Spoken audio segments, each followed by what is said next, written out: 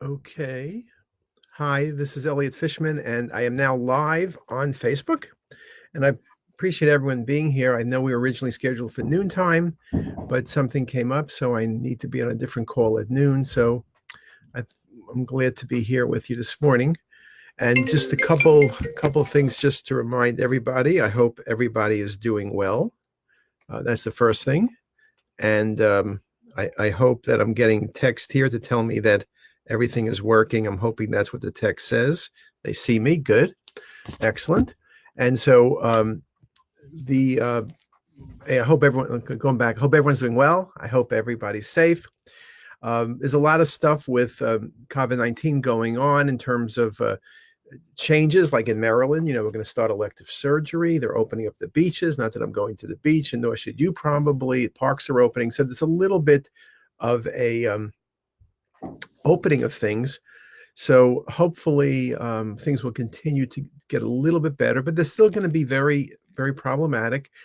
Maybe what we'll do is we'll talk next week, perhaps, and Lily's listening. So maybe we'll have a topic, COVID-19 and the return to work. What does it mean in terms of how we run our practices? How are we going to do things in terms of being able to see patients, yet manage to have social distancing, manage to be very careful on the cleaning? All of those things become exceedingly, exceedingly important. So, but we'll put that up for another week, and we're putting constantly putting up additional material, giving you references, where to go, where to look.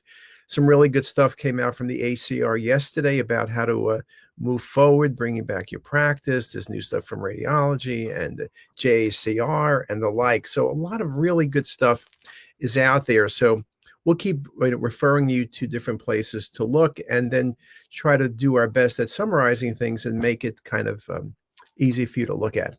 So today I was going to talk about something beyond COVID-19, and that's pancreatic cystic lesions.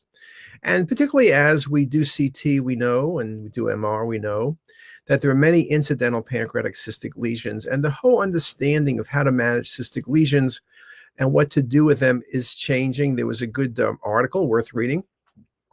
The ACR appropriateness criteria, I think Alec Megabo led that, about how to manage pancreatic cysts or incidental pancreatic cysts and how to follow them. But let's just talk in general about pancreatic cysts.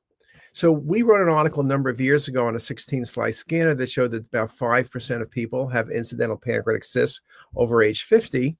And people wrote articles with MR saying 20% of patients had incidental pancreatic cysts. Now, the reality is most pancreatic cysts are benign. They're simple IPMNs. They're going to cause no problem. The issue is some of the IPMNs are basically considered pre-malignant, and they can evolve into cancer. It's particularly concerning in patients who have family histories of pancreatic cancer. There's work done from the laboratory perspective of things. Bert Vogelstein published an article, I think, in Science last year, where they were able to look at the fluid inside of cysts. Now, of course, that means it's invasive procedure endoscopy. But they were able to say what cystic lesions would be of concern, to need to be followed, and which have no malignant potential. So that's a good thing. And we're looking at ways of imaging that with AI or things like cinematic rendering, things like that, radiomics, perhaps predicting that as well. So, and there is some work that suggests that indeed is coming along. But let's look at it now from a radiology perspective. So I'm scanning a patient, I see a pancreatic cystic lesion. So how do I look at the lesion? So the first thing is I look at the patient's age. You're more likely to see cystic lesions in older patients than younger patients, and probably I'm more concerned if I see it in somebody who's 20 than in someone who's 80. Surely that's the case. Then I look at the lesion. I look, is it single or is it multiple? What about the pancreatic duct? Does the lesion communicate with the pancreatic duct? And is the pancreatic duct dilated? If the lesion communicates with the pancreatic duct, but the duct is under 3 millimeters, then you simply say it's likely, surely it's under 3 cm, a side branch IPMN, which can be watched conservatively, has low chance of malignancy. If the duct is enlarged, let's say it's over 7 millimeters, and 7 to 8 millimeters is the magic number. If the duct's enlarged, then I have to be concerned that maybe I'm dealing with a main duct IPMN and the side branch makes it a mixed type IPMN. So that would be highly concerning. Main duct IPMs are considered malignant. The patients will get surgery and surely get EUS to look at the fluid and sample to look for malignancy. Now, I see a cystic lesion. I mentioned we look for multiple lesions. IPMNs are often multiple, but it's important to recognize that just because you have multiple lesions does not increase or decrease the chance of malignancy. But you can have multiple cysts. One could be the one that's concerning. Then I look at where the lesion is located, head, body, or tail. Now, does it make a difference? Well, cystic lesions in the body, particularly in a 50-year-old female, is more likely an MCN, a mucinous cystic neoplasm. So there is some things to be said about location. Also, larger cystic lesions, particularly by tail of pancreas, we often think about serous cystadenomas. So location maybe helps me a little bit. Then I look for the presence of calcification. Now, MCNs can have rim-like calcifications, as can IPMNs. If you see a lesion with central calcification, particularly if it's coarse, then we're thinking more of a serous cystadenoma. Classic serous cystadenoma, septations, central calcifications. So that indeed can be very helpful. Now, of course, you also need to be careful when you have cystic lesions with calcification. Anything with calcification, as I mentioned, can be benign, but could also be malignant. Neuroendocrine tumors not uncommonly have calcifications, and SPENs, solid papillary epithelial neoplasms, more common in younger females, can also have calcification. Those SPENs are usually under age 25, so that's a whole different differential. Neuroendocrine tumors can have calcifications, and that's fairly common. Now, when you think about neuroendocrine tumors, you also think about tumors that are very vascular. But not all neuroendocrine tumors are very vascular. But also there's a form of neuroendocrine tumor, and I showed this as an interesting case in conference yesterday if you were there. Most of you weren't. But it's a cystic lesion with rim-like enhancement. So you can get cystic neuroendocrine tumors. Sometimes they present as duct dilatation. Sometimes they present as just a cystic lesion. So if you see a cystic pancreatic lesion with rim enhancement, you better be thinking about a neuroendocrine tumor. Now, occasionally, serous cystadenomas seem like they have rim enhancement as well, but usually if you play around with a 3D map, it's that when you get larger serous lesions, they compress the hepatic artery or branch vessels, and so you're really seeing vessels that are compressed rather than true wall enhancement. I see wall enhancement. I'm saying cystic neuroendocrine tumor till proven otherwise. Okay. Now, what else can I think about? So I look at size. Well, size helps a little bit. The largest lesions, I think, are serous cystadenomas, but you can get IPMNs that are large, MCNs that are large. So that doesn't help me quite as much as I would like. So, but wall thickening I look at. So normally when you look at a cyst, you want to look at things like, are there septations present? And if there are septations, which can occur in IPMNs, is the septation thickened? If you see thickening of septations or nodularity in the wall, then you have to assume this patient's cystic lesion may be pre-malignant or already is malignant and would need to be resected. So we look very carefully at the cystic lesions, looking for septations and nodularity. Those are indeed very, very critical findings. Now, I will say, so sometimes I do forget, I do have my new Facebook Live, which does show me if people have any questions. So feel free to ask any questions. I see you, Scott, who we see every week here. Hello. And I see Meg Fines, who's in New Jersey. Meg was with us for a decade. She now, for family reasons, moved to New Jersey. And I see Caesar from Peru and Athir, hope I pronounced it right, from Romania. So we kind of have a worldwide audience, but if anyone has any questions, this is probably as good a time as any to ask, and I'll try to answer them.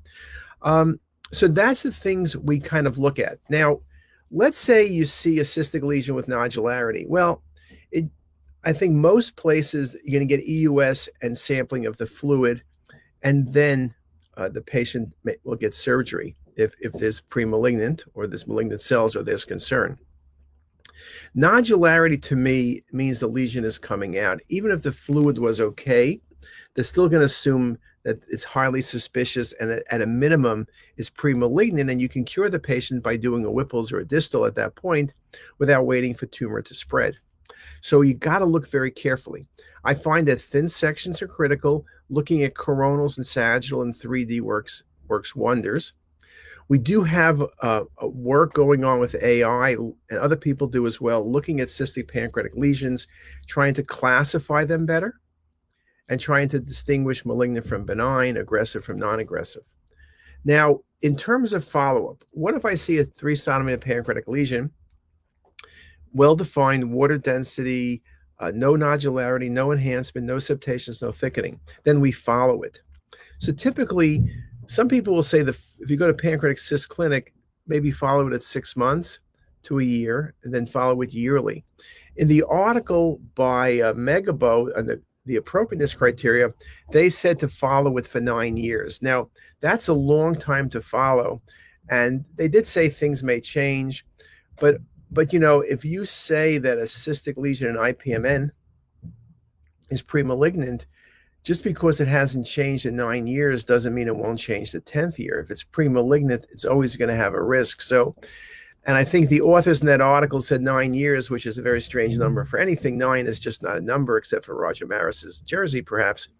But I think they figured and they commented, well, let's worry about this in a few more years. So maybe that's a good way. In 8 years, they'll come out with a new article and give another recommendation. So we can wait for that to happen. You remember a couple of years ago, people published articles that if a cystic pancreatic lesion didn't change in a year or two, you could stop following it. That seemed very simple. It sounded like a lung nodule or an adrenal adenoma protocol. But you realize that people then showed cystic lesions being stable year after year and then becoming malignant. So again, particularly in patients who are high risk, the fact that you see a lesion and it hasn't changed does not decrease the risk. Often the time from cystic lesion benign to malignancy is a decade. We are looking again, as I mentioned, at using AI to help us with that, but we're still a ways off from doing that as well. But, you know, we're making progress in that direction. Now, what else do I look at in terms of cystic lesions? So I mentioned we look at the wall, enhancement, no enhancement, a thickened wall or no discernible wall. I look for nodularity and septations. I look for enhancement. I look at location. As I mentioned, if it's connected to the pancreatic duct, it's likely a side branch IPMN. I look at the main duct. If the main duct's dilated and I have a cystic lesion and they're communicating, we worry about a mixed type IPMN. I look at cystic lesions. If a cystic lesion is coming off the edge of the pancreas, particularly near uncinate or tail, and it seems to be very well defined, often 4 to 5 centimeters, homogeneous, no septations, no nodularity, no enhancement, but it's really what you would describe as exophytic, then I think about the possibility that this could represent a lymphoepithelial cyst. Lymphoepithelial cysts are uncommon. They're important lesions because they're leave-alone lesions, and patients who've had them resected often get really bad pancreatitis as an outcome. So if you see a cystic lesion, well-defined water density, often a younger patient, exophytic is the key, then I would bring up the possibility of a lymphoepithelial cyst. If you wanted to just follow it, you can. If you wanted to do EUS, looking at the fluid can help make the diagnosis. So it's things you need to think about in that regard. Now, we do also see metastasis to the pancreas. I will admit, the most common is renal and they're vascular, though they can be necrotic and vascular, but you have enhancement. You can see melanoma, you can see a breast cancer, you can see gastric, you can see colon, but again, they're solid. So I don't think about that in terms of cystic lesions. Adenocarcinoma, every once in a while, adenocarcinoma can look cystic, but I think it's more like necrotic, or what you have is a carcinoma developing in the wall of a cyst or IPMN. So that can happen. But again, as we said, if you see nodularity, if you see solid components, you have to assume it's malignant.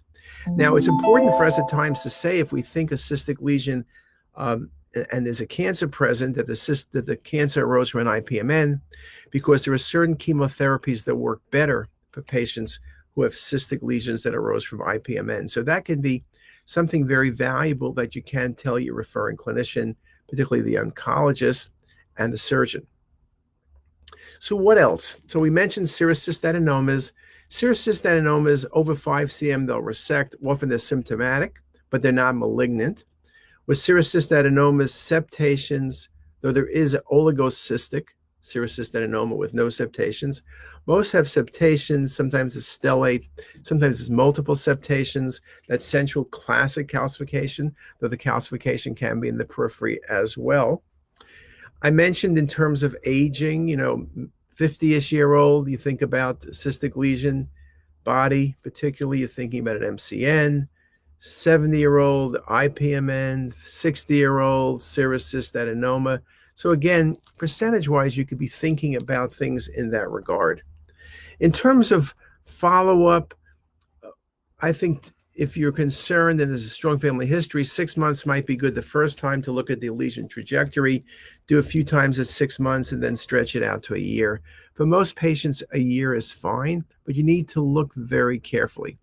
In terms of small cystic lesions, looking at things in the coronal view with thicker slabs, maybe 7 to 10 millimeters, works very nicely. So I do like to do that, and that would be important as well. So let's see, I'm at about 16 minutes. If anyone has any questions, this is really a good time, or I'm going to tell you not to ask the question because I won't answer you. But those are kind of the main things I am thinking about.